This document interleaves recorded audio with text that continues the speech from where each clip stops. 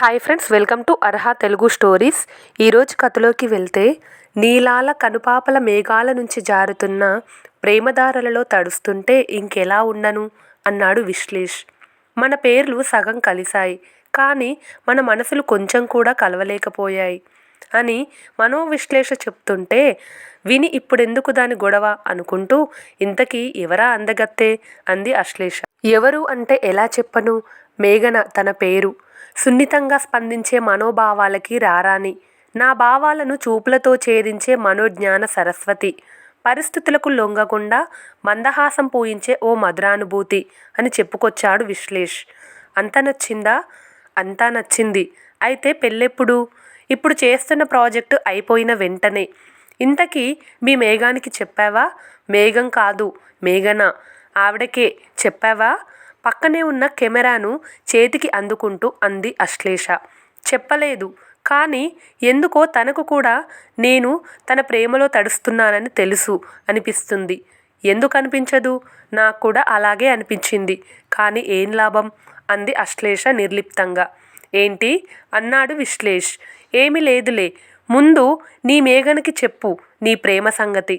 సరే, ఈ షూట్ కానివ్వు అంటూ ట్రైపాడ్ భుజానికి ఎత్తుకొని ముందుకు నడిచిన విశ్లేష్ని చూస్తూ, ఎక్కడా షూట్ అని అడిగింది. ఎవరి ఫొటోస్ తీయాలి? 200D సరిపోతుందా అడిగింది అశ్లేష. సరిపోతుంది. ఇక్కడి నుంచి 2 మైళ్ళు ముందుకెళ్తే సముద్రం వస్తుంది, అక్కడే. పద వెళ్దాం అన్నాడు విశ్లేష్ ట్రైపాడ్ కారు వెనుక సీట్లో పెడుతూ. అడుగులో అడుగు వేసుకుంటూ, అయినా నేను ప్రేమించడమే తప్పు, చెప్పకపోవడం ఇంకా పెద్ద తప్పు. ఒకే చదువు చదివినా తను ఫోటోగ్రాఫర్, నేను అసిస్టెంట్ అయ్యాం కదా, అలాంటప్పుడు ఎందుకు ఆశపడటం అని లోపల నొచ్చుకుంటూ బయటకు నవ్వుకుంటూ వచ్చి కార్ ఎక్కింది అశ్లేష. కారులో పాట ప్లే అయింది. ఈ పాట నచ్చక ఏ దివిలో విరిసిన పారిజాతమో అంటూ పాడే వరకు ఆడియో సిస్టమ్ రిమోట్కి తన చేతివేళ్లతో జోలపాడాడు విశ్లేష్. ఏంటి, మళ్ళీ అమ్మాయి ఫొటోస్ తీయడానికి వెళ్తున్నామా అంది అశ్లేష. భలే కనిపెట్టేస్తావు నువ్వు. ఇందాక చెప్పా కదా మేఘనా అని, తన ఫొటోస్ తీయడానికే అన్నాడతడు. ఎందుకు కనిపెట్టను? కోరుకున్నవాడు కోరుకున్న దాని కొంగుకు గుడి కడుతుంటే నేను అందులో గంట కొడుతుంటా కదా, కనిపెడతా. ఎందుకు కనిపెట్టను? మెల్లిగా అంది అశ్లేష. సముద్రుడు సమీపించాడు. సన్నిహితుల్లా అలలు పలకరిస్తున్నా బదులిస్తూ మనసారా నవ్వులు రువ్వలేకపోయింది అశ్లేష. నవ్వుతూ కూర్చుంటే ఎలా? తను వచ్చేసరికి అన్నీ సిద్ధం చెయ్యాలిగా అన్నాడు విశ్లేష్. కెమెరా స్టాండ్స్, బ్యాలెన్సింగ్ ప్యాడ్స్, ఇంకా లొకేషన్ ఎక్కడ బాగుందో కూడా చూడు. ఫోటోలో తన అందానికి సముద్రంతో సన్నిహిత్యం సబబుగా ఉండాలి కదా అన్నాడు విశ్లేష్. జడుసుగా జవాబుగా, ఆ ఎడమవైపు ఉన్న బోట్ దగ్గర అన్న అశ్లేష మాటలు విశ్లేష్ చెవిన పడ్డాయి. ఎడమవైపు కాదు, కుడివైపు చూడు.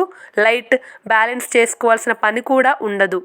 ISO రేంజ్ కూడా బాగుంటుంది కదా, పైగా వెనుక చిన్న చిన్న చెట్లు కూడా ఉన్నాయి.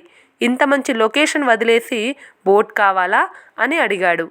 ఇంత వివరంగా చెప్పిన తర్వాత కూడా బోటెందుకు అని కళ్ళతో నవ్వి, ఫోటో తీయడానికి కూడా కెమెరాతో పని లేదు, కళ్ళతో తీసుకో అని మనసుతో ఉడుక్కుంది. విశ్లేష్ మాత్రం ఒక చోట నిలవకుండా ఫోటో తీయడానికి అన్నీ సిద్ధం చేస్తున్నాడు. ఆ చేష్టలను చూసి ఆపుకోలేక, ఏది మీ కుందనపు బొమ్మ? కుందన్ వర్క్ కాని చేయించుకోవడానికి వెళ్ళిందా అంది అశ్లేష. విశ్లేష్ కోపంగా చూశాడు. అశ్లేష సారీ అంది. ఎందుకు నీకంత కుళ్ళు? అవును, తను అందంగా ఉంది. నిజమే కదా చెప్పాను, దానికి కూడా విక్రించాలా అన్నాడు విశ్లేష్. చేసింది తప్పే, ఇంకెప్పుడు అనను అంటూ అడుగులు ముందుకేసింది అశ్లేష. ఎక్కడికి వెళ్తున్నావు అడిగాడు విశ్లేష్. ఎక్కడికి లేదు, సెట్ చేయడం అంతా అయిపోయింది కదా, నేనెందుకు, నువ్వే తీసేయ్ ఫొటోస్ అంది అశ్లేష. అవునా, మరి షూట్ అయిపోయేలోపు ఏదైనా అవసరమైతే తనకు డ్రెస్సింగ్ ఎవరు చూసుకుంటారు, ఇంకా స్టిల్ గురించి ఎవరు చెప్తారు అన్నాడు విశ్లేష్. అశ్లేష అమాంతం చూస్తూ, నేను చేసుకున్న కర్మరా బాబు, ఇది నాకు తప్పుతుందా అంటూ మళ్ళీ దగ్గరకు నడిచింది. నా వైపు కాదు, అటు నడువు. మొన్న తీసిన ఫొటోస్లో కూడా కలర్ ప్యాలెట్లో నాయిస్ వచ్చింది అన్నాడు. అదేం లేదే అనుకుంటూ ఫ్రేమ్లోకి నడిచింది అశ్లేష. ఒక ఫోటో తీశాడు. అశ్లేష మోములో ఏదో తెలియని వెలితి. ఏమైంది, కొంచెం నవ్వు అన్నాడు విశ్లేష్. గుండె నిండా ఇందాకటి దాకా నువ్వే ఉన్నావు కదరా, ఇప్పుడు ఏమైంది అని నన్ను అడుగుతావే? నన్ను కాదని నేను నీకు చోటిస్తే నువ్వు నన్ను కాదని వెళ్ళావు. నువ్వు వెళ్ళాకే కదా గుండెలో బాధకు చోటు దొరికింది. అదే నువ్వు ఉంటే బాధెక్కడిది, బాధకు చోటెక్కడిది అని తిట్టుకుంటూనే ఇష్టం లేని నవ్వు నవ్వింది. విశ్లేష్ 2-3 ఫొటోస్ తీశాక కొత్త స్టిల్స్ ఏమైనా ఆలోచించావా అన్నాడు. తను వచ్చాక తనతో ట్రై చేద్దాంలే అంది అశ్లేష. లేదు, అలా కాదు, నువ్వు ట్రై చేయి, నచ్చితే తన చేత చేయిద్దాం. నీ ఫోటోలు బాగున్నాయంటే తను బాగుంటుంది కాబట్టి తన ఫోటోలు ఇంకా బాగా వస్తాయి అన్నాడు విశ్లేష్. అంటే ఏంటి అర్థం? నేను బాగా లేననే కదా అంది అశ్లేష. లేదు, మేఘన చాలా బాగుంటుంది అని అన్నాడు. విశ్లేష్ కెమెరాలో ఉన్న ఫొటోస్ చూస్తూ ఇంకొన్ని ఫొటోస్ తీశాడు. అశ్లేష స్టిల్స్ ఇస్తూ ఇంకొంచెం రంగుంటే బాగుండు అన్నాడు విశ్లేష్ ఫోటోలను చూస్తూ. అశ్లేషకి కోపం ముంచుకొచ్చింది. ఆ కోపాన్ని చూపులకు అరువిచ్చింది. విశ్లేష్ గమనిస్తూ, నిన్ను కాదు, ఫొటోస్లో కాంట్రాస్ట్ రేంజ్ ఎక్కువైంది, ఇంకా ఎంతసేపు పడుతుంది అంది అశ్లేష. ఏమో, వర్షం కోసం, వరాల కోసం, మంచి కోసం అంతెందుకు, మనసుకు నచ్చిన దానికోసం కూడా ఎదురు చూడాల్సిందే కదా అన్నాడు విశ్లేష్. అవును సార్, నిజమే. ఇంతకీ మీకు చెప్పడం ఎన్ని గంటలకు వస్తామని చెప్పారు? అయినా అనిన అశ్లేష మాటలకి నాకు చెప్పిన దాని ప్రకారం 3 గంటలకే వస్తానని చెప్పింది అని బదిలిచ్చాడు విశ్లేష్. ఓ అవునా, మరిప్పుడు 3:30 దాటింది కదా అంది అశ్లేష. వస్తుందిలే, మళ్ళీ మళ్ళీ అడగకు, మన పని ఇదే కదా, 5 గంటలకు వచ్చినా మనకు పోయేదేముంది అన్నాడు. నీకేమో ఎదురుచూపులు, నాకేమో వ్యధల ఊసులా, ఏంటి దేవుడా ఈ శిక్ష అనుకుంటూ అక్కడే కూర్చుంది అశ్లేష. విశ్లేష్ ఫోన్ తీసుకుని ఎవరికో ఫోన్ చేసి తన మొబైల్కి కెమెరా SSDని కనెక్ట్ చేస్తూ తన పనిలో తాను నిమగ్నం అయిపోయాడు.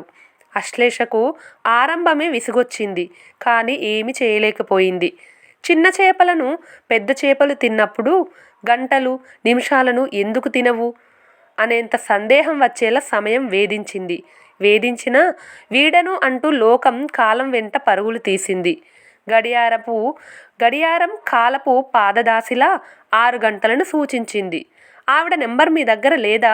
ఒకసారి ఫోన్ చేయకూడదా అంది అశ్లేష విసుగ్గా. చేస్తాను. విశ్లేష్ డయల్ చేశాడు. 2 గడియలు ముగిశాక తను ఫోన్ లిఫ్ట్ చేయట్లేదు అన్నాడు విముఖతతో. తను రానందుకు కొంచెం సంతోషమే, కానీ విశ్లేష్ మోములో విచారం నచ్చక, బాధపడకు విశ్లేష్, ఈరోజు రాకపోతే ఏంటి, రేపు వస్తుందిలే, నేను ప్లాన్ చేస్తా, మంచిగా షూట్ చేద్దాం అని చెప్తూ కారులోకి సామాను మొత్తం ఎక్కించింది. విశ్లేష్ కార్ స్టార్ట్ చేశాడు. తను స్టూడియో దగ్గరికి వెళ్తాడనుకుంటే విశ్లేష్ మాత్రం ఏదో ఆలోచిస్తూ కార్ ఇంటికి పోనిచ్చాడు. సమయం రాత్రి 8 దాటింది. విశ్లేష్ కారు దిగి ఇంట్లోకి అడుగులేశాడు. 4 అడుగులు వేశాక కెమెరాలు దించొద్దులే, కారులోనే ఉండనివ్వు అని చెప్పి, అయ్యో నిన్ను ఇంటి దగ్గర దింపడం మర్చిపోయానే అన్నాడు. అశ్లేష నవ్వి, ఇప్పటికైనా గుర్తొచ్చాను, సంతోషం. అమ్మ ఎదురు చూస్తుంటుంది, వెళ్ళనా అంది. ఆంటీకి ఫోన్ చేసి చెప్పు ఇంకో గంటలో వస్తామని, కొంచెం తలనొప్పిగా ఉంది, కాఫీ తాగి వెళ్దాం అన్నాడు. సరే అంటూ అశ్లేష కూడా కారు దిగి ఇంట్లోకి అడుగులేసింది. ఇంట్లో ఎవరూ లేరా? వాకిలి దాటగానే అడిగింది. లేరు, అమ్మ వాళ్ళు విజయవాడ వెళ్ళారు అని చెప్పాడు విశ్లేష్. మరి కాఫీ ఎవరు పెడతారు? నేనే అన్నాడు విశ్లేష్. వద్దులే, నేను తీసుకొస్తా అంటూ అశ్లేష వంటగదిలోకి కదిలింది. సరే, నేను నా బెడ్రూమ్లో ఉంటా, కాఫీ అవగానే పిలువు అంటూ విశ్లేష్ వెళ్ళాడు. కొద్దిసేపట్లోనే కాఫీ సిద్ధమై విశ్లేష్ ఆచూకీ చెప్పమని అశ్లేషని అడిగింది. విశ్లేషని పిలిచినా సమాధానం రాకపోవడంతో కాఫీ కప్ తీసుకొని బెడ్రూమ్ వైపు అడుగులేసింది అశ్లేష. బెడ్రూమ్ తలుపు తీసే ఉంది. అశ్లేష లోపలికి నడిచింది. ఇంతలో బయట నుంచి తలుపు ఎవరో వేశారు, శబ్దం రాకుండా. రూమ్లో పవర్ పోయింది. చీకట్లో ఏదో జారుతున్న శబ్దం. ఒక్కసారిగా వెనుక నుంచి ఏదో వెలుతురు. తిరిగి చూసి ఆశ్చర్యపోయింది అశ్లేష. మూతి ముడుచుకున్న తన ఫోటో పెద్దదిగా గోడ నిండా వెలుగుల మధ్యలో దర్శనమిచ్చింది. తను దానిని చూస్తుండగానే తన వెనుక ఉన్న మరో గోడపై వెలుతురు. ఇంకొక ఫోటో. ఈసారి నవ్వుతో నోటికి చేతిని అడ్డం పెట్టుకుంటూ నవ్వుతుంటే కలువ కళ్ళల్లో తేనె చినుకులు ఉద్భవించాయి. ఇంతలో ఎడమవైపు ఉన్న గోడపై మళ్ళీ వెలుగుల మధ్యలో అశ్లేష నడుంపై చెయ్యి వేసుకొని సముద్రపు వదనంలో విరిసిన సాగర కన్యలా ఉన్న మరొక ఫోటో జాలువారింది. దానిని చూసి మనసు విశ్లేష్ భావాలతో విహరిస్తుండగానే కుడివైపున ఉన్న గోడపై తను గడ్డం కింద చెయ్యి పెట్టుకున్న ఇంకొక ఫోటో చముక్కున మెరిసింది. అలా నలుదిక్కులా తనని తాను అందంగా చూసుకుంటూ మురిసిపోయింది అశ్లేష. ఇంతలో తలుపు తెరుచుకుంది. విశ్లేష్ వాకిట్లో నుంచుని అశ్లేషను చూస్తున్నాడు నవ్వుకుంటూ. అశ్లేష ఆనంద బాష్పాలను తుడుచుకుంటూ కాఫీ అంది. విశ్లేష్ కాఫీ అందుకుంటూ మేఘన బాగుందా అని అడిగాడు. ఏది ఎక్కడా అడిగింది అశ్లేష అర్థం కానట్లుగా. అంటే నీకు నచ్చలేదా? ఇంత నలుపు ఈ అందగాడికి నచ్చుతుంది అనుకోలేదు అంది అశ్లేష. అయితే మేఘన కాదు నీలి మేఘం అని చెప్పాల్సింది నీకు అర్థమయ్యేది అన్నాడు అశ్లేష చెంపని ముద్దాడుతూ. అంటే నేను నా మీదే కుళ్ళుకున్నానా అని మనసారా నవ్వుకుంటూ. నిజమే, నీలి మేఘానికే మన మధ్య చోటిస్తా, ఇంకెవ్వరికీ ఇవ్వను అంది. ఎందుకలా అన్నాడు విశ్లేష్. అదైతే కోపం వచ్చినప్పుడల్లా కరుగుతుందిగా అందుకు అంది మనసులో ఇంకా ముంగిట్లో కొలువైన ప్రియుని పెదవులను ముద్దాడుతూ. ఫ్రెండ్స్, ఈ స్టోరీ కనుక మీకు నచ్చినట్లయితే ప్లీజ్ మా ఛానల్ని లైక్ చేసి మరెన్నో మంచి కథల కోసం ఛానల్ని ఇప్పుడే సబ్స్క్రైబ్ చేసుకోండి. Thank you for watching.